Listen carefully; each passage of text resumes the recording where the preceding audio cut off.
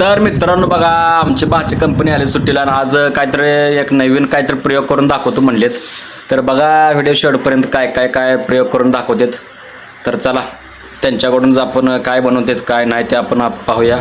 चला व्हिडिओ शेवटपर्यंत पहा आणि आपलं चॅनल नक्की सबस्क्राईब करा. चला.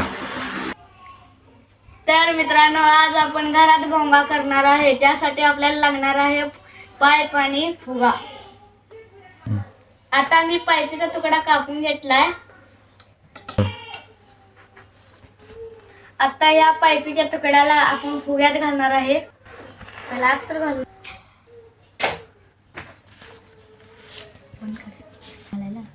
उशीर लागतो.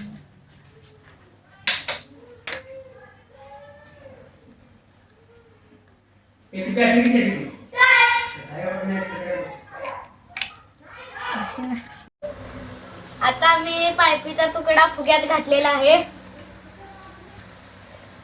आता तर अशा प्रकारे बघू शकता आतमध्ये घातलेला आहे. आता आपण हा फुगा मोठ्या पाईप मध्ये घालणार आहे. हा फुगा या पाईपात घालणार आहे. अशा प्रकारे आपला फुगा बसलेला आहे. आता यासाठी इथं चिटकवण्यासाठी चिकटपट्टी पाहिजे आहे. पण चिकटपट्टीने ते चिटकवणार आहे. हा चिकटपट्टी आपल्याला आता आपल्याला इथं अशा प्रकारे चिकटपट्टी चिटकवून घ्यायची आहे.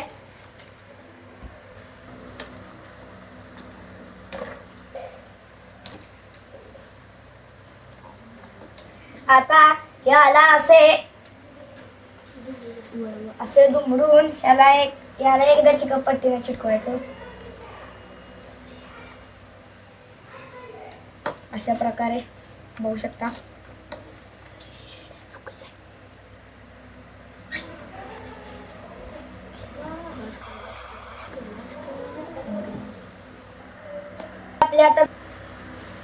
आता अशा प्रकारे आपली पिपाणी पूर्ण तयार झालेली आहे. तुम्हाला एकदा वाजवून दाखवतो.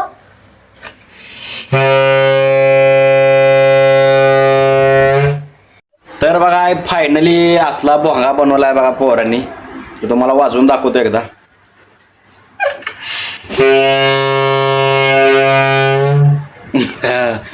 मस्त मस्त बनवलाय एकदम छान असा नादखोळा. हा, तर अशा प्रकारे तुम्ही सुद्धा फुगा असा भोंगा बनवू शकता घरच्या घरी. एका पाईप आणि 2-3 रुपयाच्या फुग्यामध्ये अशा प्रकारचा एक भोंगा तुम्ही सुद्धा बनवू शकता. व्हिडिओ आवडला असेल तर लाईक आणि सबस्क्राईब करा आणि शेअर करा.